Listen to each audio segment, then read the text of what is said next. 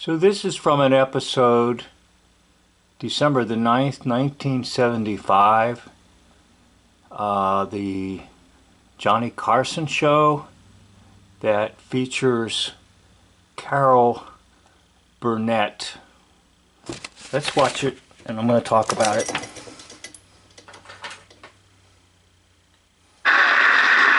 Also, one of America's most cruel comedians. Forgot to mention. I read an article once in one of the movie fan magazines, and all people who are in the entertainment business, and we realize that part of it comes with a territory of fans coming to see you.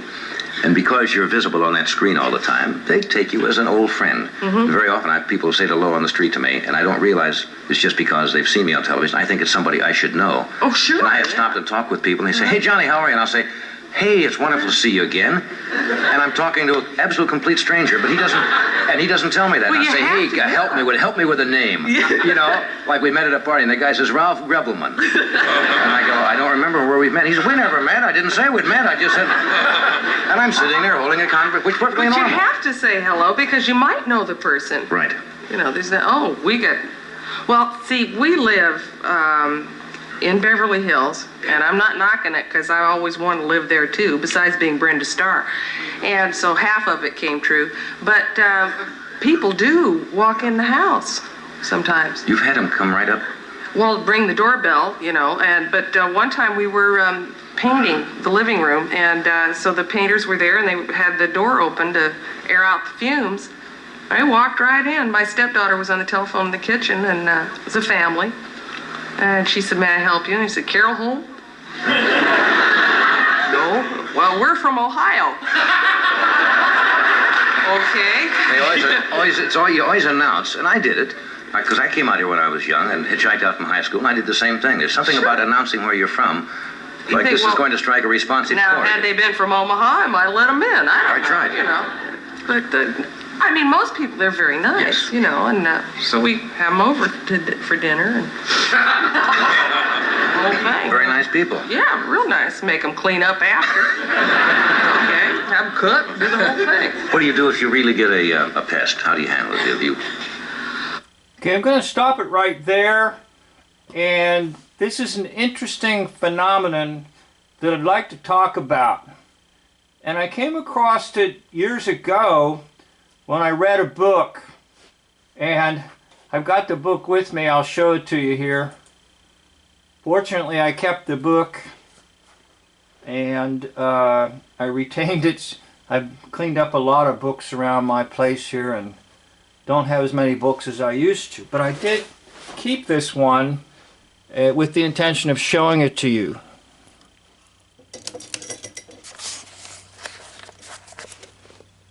King of the Night, The Life of Johnny Carson. And on page 165 to 168, at the bottom of the page, Joanne had married Johnny when celebrity had begun to affect his everyday life. A few years later, before, two scholars,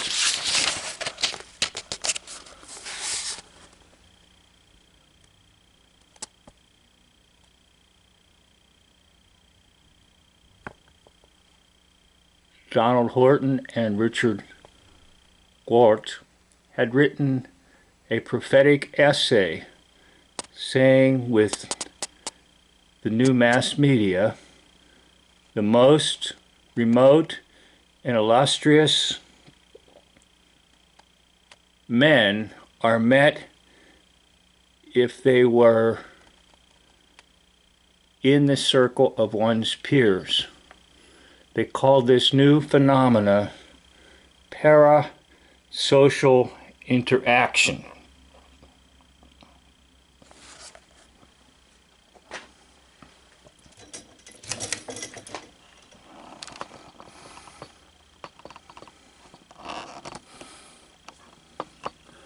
So I came across that term years ago, and I have seen it demonstrated in my own family's life. There's a member of the family that became a real big fan of Glenn Beck. And constantly this individual in the family would always be talking about Glenn said this, Glenn said that. And recently we were in the house and there were some old encyclopedias. And the individual caution says, now don't get rid of those because Glenn said we're going to need them. The information's going to be lost. As if somehow these individuals that dominate the mass media are personal friends. And the communication theory that they refer to is this parasocial interaction. Parasocial relationship. In other words, it's somebody that's in stardom, somebody that's known widely in the music industry or on television or in movies. And somehow, because you've been watching that individual, you know that individual personally. You have a personal relationship. And so they call this para, meaning distant or around, social relationships. Okay?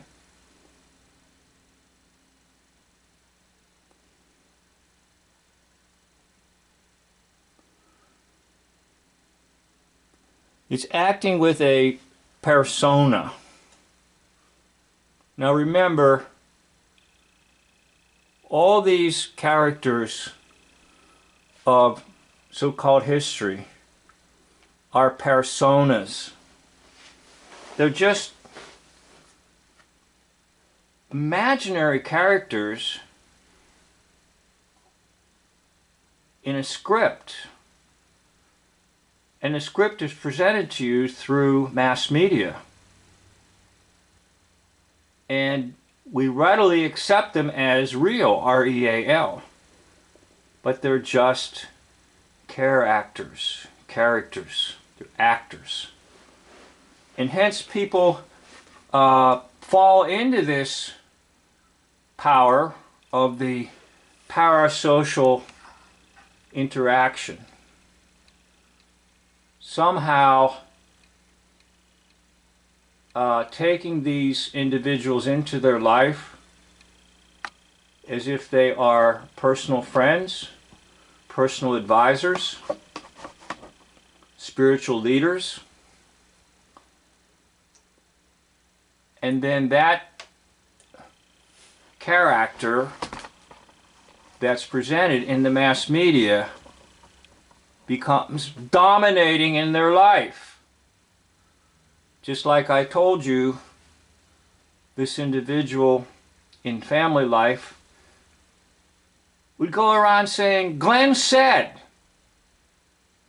And the reference to Glenn was Glenn Beck, the nonsense idiot presented to people as ultimately a man of all answers with all conservative truth and suspicious of all those others around him or her. And incidentally, back to Carol.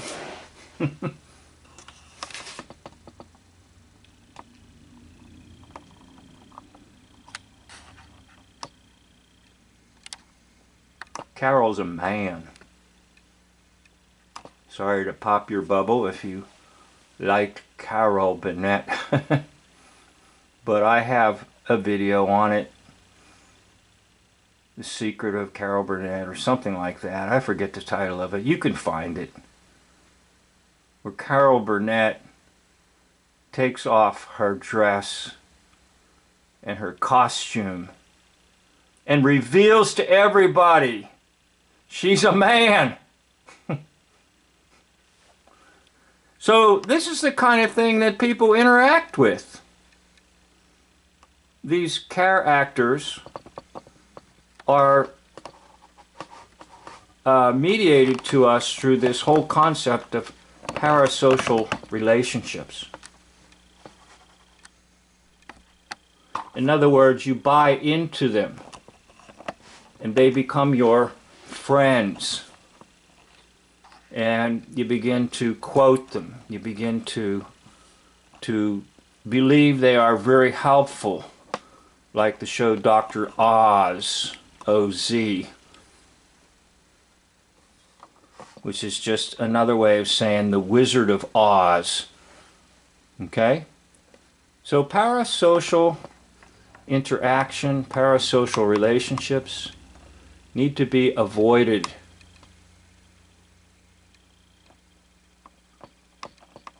And if I can just go on a little bit more with my rant, this is what happens with your Facebook. It's just one image interacting with another image. And maybe slightly even what I'm doing right now. You have a sort of a parasocial interaction with me in my videos. So there can be some benefits, I'm sure, and I hope my videos have been beneficial to you, in the sense that you know me through my videos, but you've never met me personally. You've never had coffee together. You've never had an actual relationship. I just found this interesting. And there's nothing extremely profound to present to you, except I came across this concept years ago, and I could see how applicable it was. And if you listen to the people around you, oftentimes they will quote others who are in the media, as if somehow they're very profound. Para meaning beside, alongside, or around, or near. Somehow these unreal actors, like the one that presents her stage name as Carol Burnett, somehow they become a part of a person's life because they watch enough of the Carol Burnett show that Carol becomes real to them. R-E-A-L. But in all honesty, that image is real. R-E-E-L. And that is what happens to people when they watch the news. They mistake the real, R-E-E-L, for R-E-A-L. Why? Because of parasocial interaction or parasocial relationships, as was defined, I think back in the mid-50s by those social psychologists. So once again, I'd like you to have a real relationship with the Lord Jesus Christ. You don't need to ever have a parasocial relationship with Christ, because Christ can come into your life. Invite Him to come into your life and have that wonderful personal relationship with the living Lord, Jesus Christ. Thank you for watching this video and any of my videos. End of video.